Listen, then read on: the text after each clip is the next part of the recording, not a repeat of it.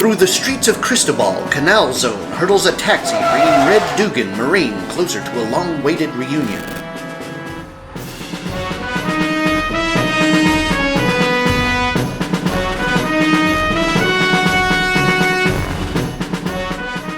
Just made it. There she comes. A motorboat is launched from the USS Florida, bringing a portion of its crew to shore leave. That's strange, no sign of Bluey. Hey, sailor! Take me back to the ship with you. Sure, hop in. Meanwhile, in the USS Florida's brig. What's the matter, chum? Why so gloomy? Red Dugan, Whitey Smith, and me grew up in Oakville together. After high school, Red joined the Marines, Whitey the Army, and me the Navy. So now, when our hitches are up and we're to get together again, I gotta go and get myself thrown in the brig. And for what? A harmless little prank. You're free to go now, Bluey. Hi, Bluey. Red Dugan! Red, old boy, still using them high-pressure brains to get me out of fixes. But how in blazes did you manage it this time? I merely explained to the Lieutenant Commander that you're not responsible for your whims.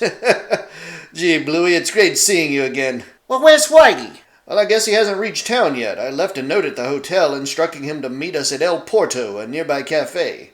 Fine place you picked out for us to meet Whitey in. I've seen many low dives, but this beats them all. Oh yeah? If you don't believe this place has got class, look who's coming in through the door. Into the cafe strolls an extraordinarily beautiful woman. Strange. Her type would appear more at places in Hollywood than in a South American cafe. That gal's got glamour plus. She sort of reminds me of the girl both Whitey and I fell for back in high school days. Now that was a girl who was really wild about me. Yeah, so wild about you that it was Whitey she accompanied to the senior prom. Yeah. Say, look what's going on over there. Lonesome beautiful, I'll cheer you up. Get away from me, I don't know you. Stuck up, eh? I have a minder. You're hurting my arm. Here's where I play my favorite role, the gallant rescuer. Be careful it doesn't turn out to be your last role. Let go of that girl. Tough, huh? I'll teach you to stick your nose where it don't belong. It'll take a better teacher than you. See what I mean? Get him! Bluey! Coming! At that moment.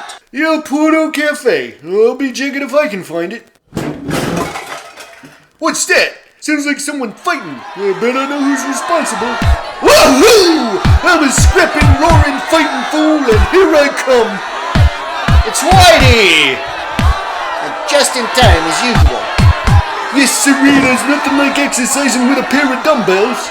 Oh, they fly through the air with the greatest of ease. How did this scrap start? The usual, a damsel in distress, and Red Dugan gallantly intervenes. That's funny, I don't see no girl. She's gone. Just like a dame. We risk our necks for her, and she runs out without even a thanks.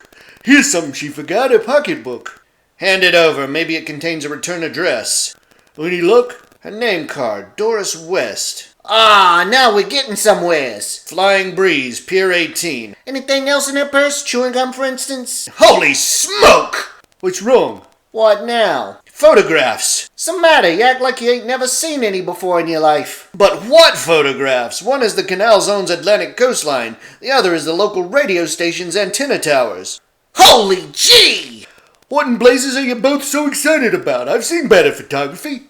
Well, don't you see? It's against the law to take photographs here, and the only one who dared do so would be an international spy. Got it now? Gosh. Well, then it looks like... She's it, the military police. Quick, out the back way. Later. Who'd have ever expected Glamour Girl would turn out to be a dangerous spy? Well, as much as I hate to oppose a lady, we've got to stop whatever deviltry she's up to. You're right, it's our duty to country, the greatest on earth, and besides, I wouldn't mind getting another look at her. We're almost at Pier 18. Here we are, and there's the Flying Breeze. Let's go. But we can't break in just like that. That's just what we're going to do. Come on. Sorry, no one can come aboard. Miss West's orders. Shall I persuade him? Okay. Listen, you shriveled up shadow of a measly half-pint. Do you take us to the gal, or must I tear your ears off? I'll do it. Put me down. Oh, some boat. Somebody had to shell out plenty for it. Miss West's father is a very wealthy manufacturer. Wait here. Who shall I say is calling? Just say some old friends. And remember, no tricks, or my fist has a date with your Adam's apple. What are you putting them photos in your pocket for? Yeah, how come? Wait and see. The captain says some old friends of mine were here to see me, but I don't remember meeting you. Well, that's fine. I get a black eye or almost do on your behalf, and you promptly forget me. Gosh, she is pretty, isn't she? Uh-oh, you're falling again. You've got to admit it was bad manners on your part to rush off without even thanking us when we saved you from that ugly brute. Are you mad? What in the world are you talking about? But don't you remember the El Porto?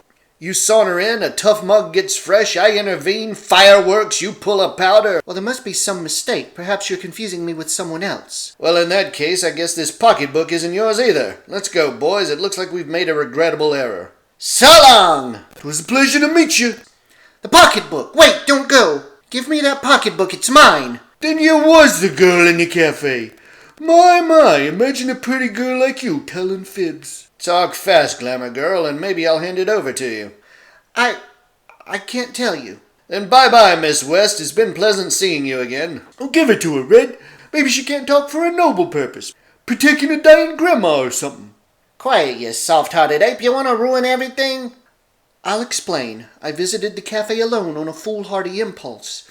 After what happened, I couldn't let my dad learn of it. He'd be furious. And with good reason. Here's your pocketbook.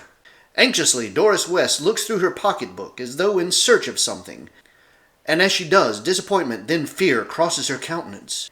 Anything missing? Yes, there were, These? Yes, give them to me. Nothing doing, sister. These photographs are evidence of your spy activities, and I'm going to turn them over to the authorities right now. Gosh, she's so pretty. I was hoping...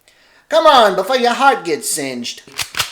Don't move, any of you. No one leaves this cabin, do you hear? So you're finally showing yourself in true colors. Oh, she wouldn't hurt a fly. Back! Doris fires. Whitey's hat, punctured, sails aloft. I guess she means business. Shove off, Captain. Out to sea glides the flying breeze with Red, Whitey, and Bluey aboard. Now you're going to listen to me and like it. We'll listen, but we won't like it. I will. For your information, numbskulls, I'm not a foreign spy as you believe. On the contrary, I'm an agent of G2, the U.S. Secret Service, and I'm on the trail of a ring stealing or buying U.S. military secrets. Do you expect us to believe that? Here are my credentials. Well, they look okay to me. For months, I've worked hard to establish contact with that man in the cafe, and when I finally succeeded, you had to barge in and spoil everything. Ouch! Are we a bunch of prize saps? But why have you kidnapped us out to sea? I couldn't let you run to the local authorities and ruin our elaborate plans, but now that you know the true circumstances, I'll return you to land if you pledge silence. A few seconds later, a voice booms from the doorway. I've come for the photographs. Say! Aren't these the guys that started that row in the cafe? They trailed me, so I kidnapped them out to sea. As for the photos, I'll give them only to your chief. Forced into a motorboat which had appeared alongside the flying breeze, our captured friends chug through the murky waters until a large vessel materializes in the fog ahead. Shortly later, in a cabin on the ship. You've brought the photographs. Give them to me. Here they are. Would you mind telling me to whom you intend to sell them? To whatever nation bids highest, naturally. And now you may be interested to learn that I know you are a U.S. intelligence agent, and that you and your friends will never leave this boat alive. Whitey leaps at the head of the ring. Red dashes through the door, out of the room. Mister, I don't like that face of yours at all. Mind if I make a few improvements? Hey, you're running the wrong way. Red, don't run out on your pals. In the radio room, I'll blow you out. Red sends a wireless call for help. I hope this brings some response. When you finish manacling their hands behind them, throw them overboard. You butcher! Help! Hey, stop it, you guys! Down from a nearby cabin streaks Red, a fighting dynamo. As Red KOs the two sailors, Whitey takes advantage of the situation to throw himself against the head of the ring, spoiling his aim and knocking him to the deck. At that moment, a light flashes upon them from an approaching Coast Guard vessel. The Coast Guard! They got my message after all! Yippee! Later, when the men from the Coast Guard vessel board the launch and assume control. Arrest that man for espionage! I suppose now that this case is finished, we'll never see you again. Far from it. You boys are coming with me to G2. Later at G2. The government has decided to reward you three for extraordinary services rendered by putting you on special duty to work as a unit to ferret out spy activities. Congratulations, boys. Gee! Golly! Gosh! Watch for further adventures of these four real Americans in a future episode of the Public Domain Comic Book Network.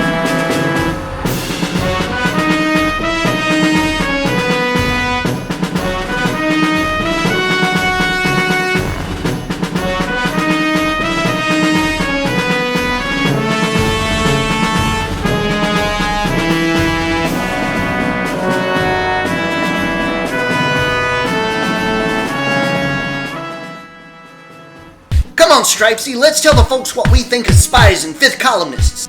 Tell 'em we're doing a pretty good job of showing them, ain't we, kid? Who are these two dashing, crashing, flashing patriots? These inspiringly costumed figures whose raiment symbolizes the stars and stripes of the flag of freedom. Who are these comrades in combat whose names strike terror to the hearts of democracy's enemies, whose flashing fists spell doom for saboteurs and spies? They are the Star-Spangled Kid and Stripesy, arch foes of hate and ignorance, champions of liberty and justice, the embodiment of the true American spirit. In short, they are you. In everyday life, we're known as Sylvester Pemberton and Pat Dugan.